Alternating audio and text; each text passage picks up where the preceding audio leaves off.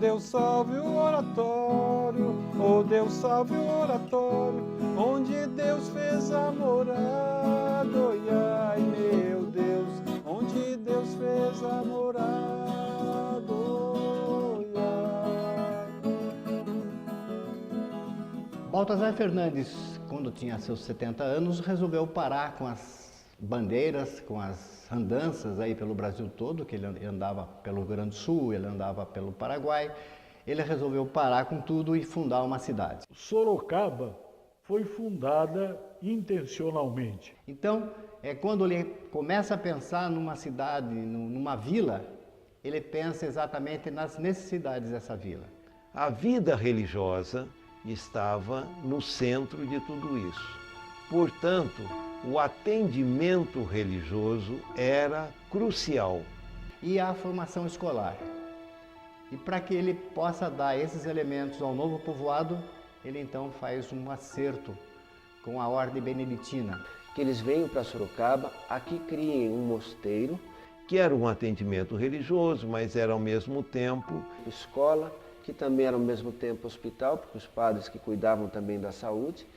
Então o Baltazar Fernandes, quando ele faz essa doação aos monges de São Bento, ele não está agindo apenas como um homem religioso, ele está agindo também como um administrador inteligente. Então a vida religiosa acabava desenvolvendo também um atendimento cartorial, batizando, casando, enterrando, e isso era fundamental para a fixação das pessoas nesses primeiros aglomerados urbanos. É preciso que nós nos lembremos que naquela época não havia a distinção que existe hoje entre governo civil e governo religioso. Na verdade, a estrutura da igreja interessava ao Estado. E a estrutura do Estado interessava a igreja. Era um casamento. A força de polícia era do Estado, mas a força moral era da igreja. Todas as pessoas estavam obrigadas à prática de um determinado número de atos religiosos durante a sua vida. Todo mundo era católico, a religião, a igreja católica era a igreja oficial. E eu acompanhava a minha mãe nas rezas, né? Mas geralmente as crianças não eram muito bem-vindas na reza de terço. E às vezes tinha os cantos de excelência que era cantado nos enterros, mas a gente também não ia para os enterros, as crianças não iam. Porque a criança no terço fazia um terço de sei lá quanto tempo, aquele jeito não tinha relógio, mas durava 2 horas, ajoelhado no chão. A criança ia ficar naquilo ali, e incomodava, a gente saía e ia brincar. Mas tem uns cantos de São Gonçalo, por exemplo, né? Vou cantar a São Gonçalo, para que ele nos proteja. Vou cantar a São Gonçalo, para que ele nos proteja e dê força ao nosso canto, para sempre assim seja. O Brasil fica praticamente imune a outras religiões durante 3 séculos. Aí quando chega em 1800 e começo do século, aí vem os alemães e vem os suecos para tocar a fábrica de Ipanema. Dentre os alemães e suecos, a maior parte deles era protestante e dentro da denominação luterana.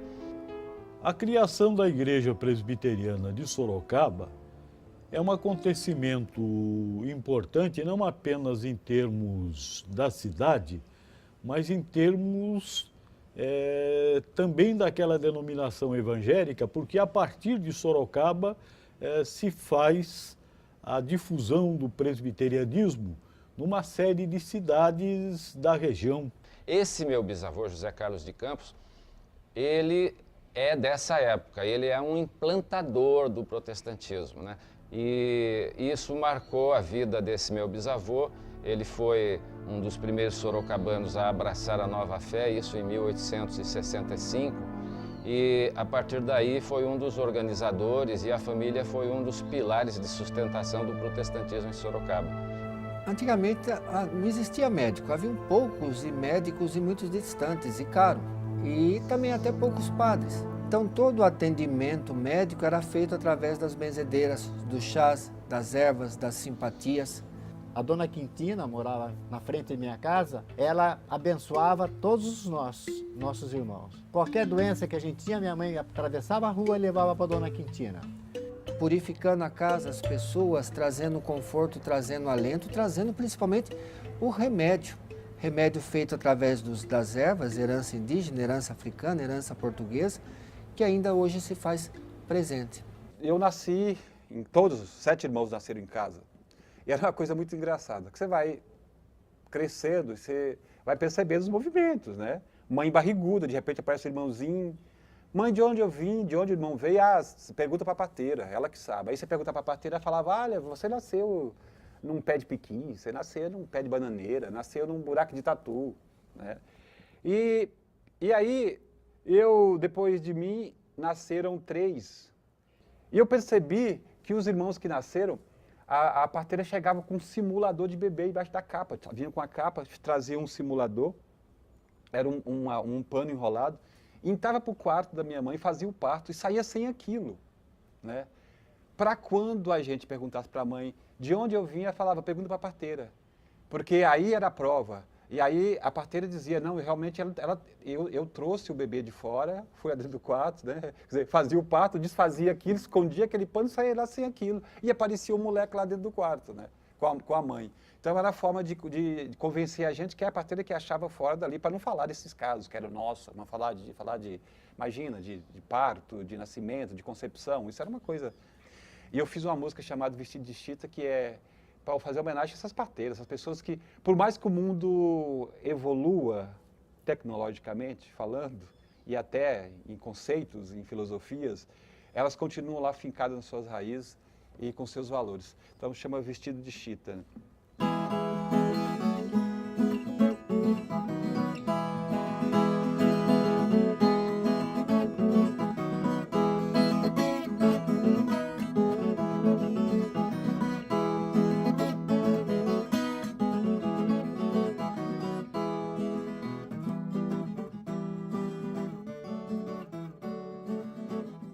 Caipira, o violeiro, era muito temente a Deus, né?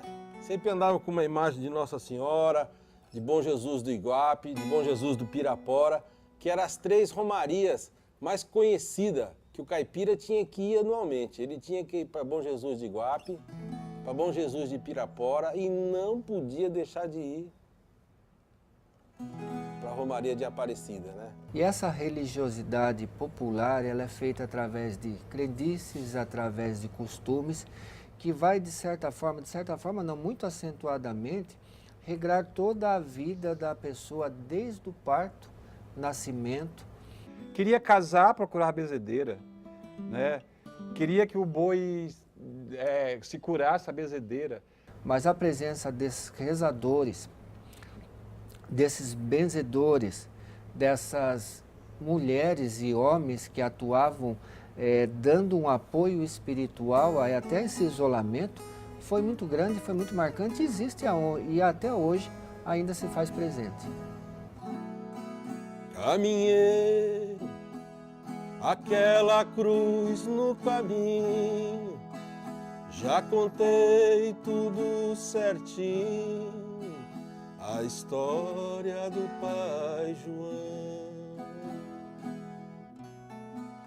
Caminheiro, quem passa por aquela estrada, vê uma cruz abandonada, como quem vai pro sertão. Há muito tempo nessa cruz foi enterrado um velho preto errado com o nome de Pai João. Eu acho que a vida é feita de caminhos tortuosos, né? E eu fui criado dentro do presbiterianismo de uma forma muito rígida.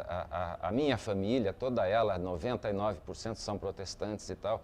De modo que eu fui criado na minha infância e adolescência, e eu mesmo nunca coloquei em dúvida nada disso, até que lá por perto dos 18 a gente acaba encontrando outros caminhos e tal. Eu deixei totalmente o lado religioso, mas ficou o grande respeito, ficou a grande curiosidade. Na verdade, a religião trata dos mistérios humanos. E nesse sentido, o João de Camargo, em Sorocaba, talvez seja a figura mais importante dentre as manifestações religiosas da cidade. O João de Camargo era um preto velho que, sentado numa cadeira, descalço, em mangas de camisa, sempre com um fogareirinho, umas brasas assim perto do pé para que o pé não esfriasse, atendia todas as pessoas com a maior boa vontade. Nós temos a impressão péssima perante a vida de que só as pessoas que recebem uma educação formal são intelectuais ou dignas de estarem sendo ouvidas em uma conversa ou, enfim, em uma discussão. E o João de Camargo, ele é alguém que destrói esse conceito. Quando você penetra no estudo do João de Camargo, você vai vendo um homem de profunda sabedoria intelectual, de profunda sabedoria humana, de uma profunda afetividade e entrega da própria vida aos desígnios do divino, coisa difícil de encontrar. Uma coisa é certa, nós precisamos entender que o outro, apesar de ser diferente do que somos e temos, ele na verdade é um ser humano como cada um de nós. Eu acho que estudar um pouquinho a história do João de Camargo, ver quem foi esse negro, quem foi esse líder religioso, quem foi esta pessoa genial e o respeito que esta pessoa tinha pelas pessoas, eu acho que é um banho de cultura, um banho de civilização. Você encontra muçulmanos hoje em Sorocaba, você encontra budistas hoje em Sorocaba. Então há toda uma gama de religiões dando ao povo o direito de ir e vir na questão religiosa também. O Brasil é hoje uma democracia pluralista e um aspecto fundamental da sua atual estruturação é o respeito à liberdade do outro, às suas crenças, à sua religião, às suas convicções políticas e aí por diante, quer dizer, nessa área imensa que são os direitos humanos, transformados pela nossa Constituição na base da convivência entre os cidadãos. Eu acho que Deus está no respeito das individualidades, no respeito à vida, em todos os aspectos, né? E é preciso ter coragem para na vida caminhar. É preciso ter paciência para ver fruto no pomar. É preciso ter cuidado com os passos que dá. Na alegria ou na tristeza, viver o que vai importar. É preciso ter um sonho para chegar a algum lugar. É preciso ser doce quando o amargo chegar. Ser raiz e ser terra quando o vento soprar.